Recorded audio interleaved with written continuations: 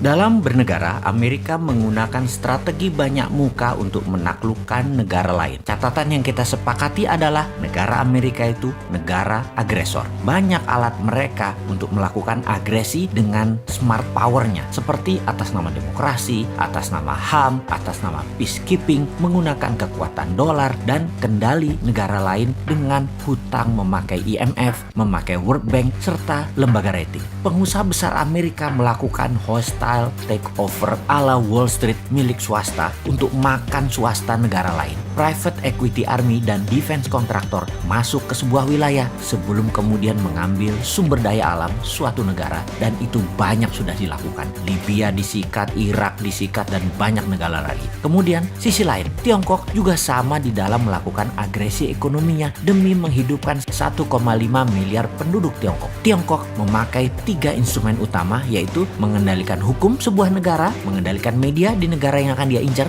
dan pejabat di suatu wilayah atau negara yang ditarget. Kemudian Tiongkok melakukan siraman ekonomi melalui BUMN Tiongkok, uang Tiongkok, SDM Tiongkok, dan teknologi Tiongkok. Indonesia kalau bersama Mardigu Nation New Mind akan juga merubah permainan. Kita tidak akan mau kena instrumen Tiongkok dan tidak akan pakai lagi instrumen Amerika. Jadi ketika mendapatkan mandat siapapun New Mind, maka saran terpentingnya akan diubah pertama-tama adalah posisi Bank Indonesia. Kemudian Kementerian Pertahanan. Kementerian tersebut bukan bertahan dengan menguatkan bedil persenjataan dan mesin perang fisik, namun membangun 5 garda penyerangan. Sungguh, apa yang saat ini manajemennya di Kementerian Pertahanan hanya 1/5 dibandingkan apa yang akan kita bangun dalam Kementerian Perang atau Minister of War atau Department of War ala New Mind. Di negara berdaulat dan negara besar, Kementerian Pertahanan manajemennya dan actionnya sudah berubah sejak 20 tahun yang lalu. Indonesia sudah memiliki banyak panglima, menteri pertahanan, namun sayangnya semuanya old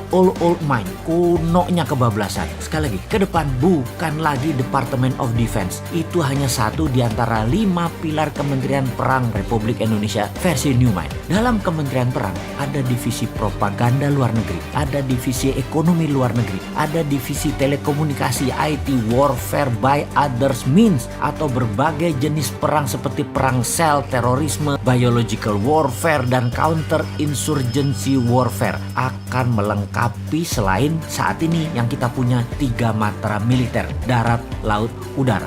Panglima tentara adalah wamen atau wakil menteri, atau bisa juga merangkap sebagai menteri pertahanan tergantung kebutuhan dan situasi serta kemampuan individu panglima tersebut. Dimana kalau panglimanya juga menteri perang, wamennya dari instrumen lain yaitu sipil yang berpengalaman luar negeri. Itu bisa juga.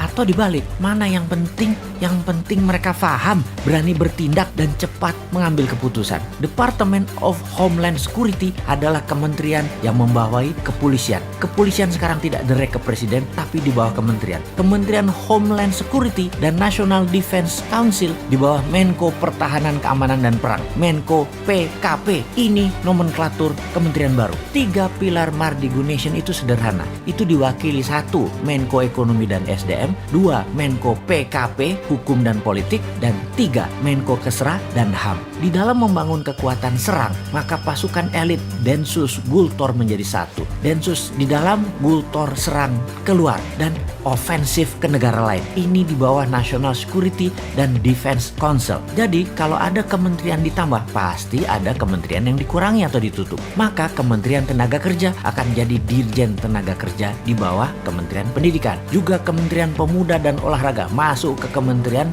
Pendidikan. Kementerian Sosial akan hilang, langsung dikasih ke Pemda, dinas sosial di pemerintahan daerah masing-masing. Kementerian Peranan Wanita ditiadakan, masuk di bawah Menko Kesra aktivitasnya. Penggabungan beberapa kementerian juga dilakukan karena keterkaitan lebih mudah koordinasinya di bawah satu payung kementerian. Kementerian daerah tertinggal jadi dirjen di PUPR. Intinya kementerian saat ini akan berkurang 40% jumlahnya. Pastinya Kementerian BUMN akan ditutup. Perusahaan BUMN dikurangi jadi di bawah 20 dari 800 BUMN saat ini. Akan di merger, ditutup, dijual ke publik IPO hingga mayoritas 100% dijual. BUMN langsung berada di bawah kementerian terkait. Misalnya Pertamina dan PLN di bawah Kementerian ESDM. Jadi, New Mind akan mengembalikan semua fungsi alat negara sesuai Undang-Undang Dasar 45, di mana kementerian adalah jabatan politik dan sebagai regulator, tidak lagi sebagai operator. Kemudian pastinya swasta nasional pengusahanya termasuk UKM boleh membangun dan berbisnis sama dengan Pertamina serta PLN. Boleh punya sumur minyak sendiri, penyulingan minyak sendiri, distribusi hingga SPBU. Begitu juga di listrik, bisa membangun power plant sendiri, distribusi transmisi kabel sampai ke konsumen.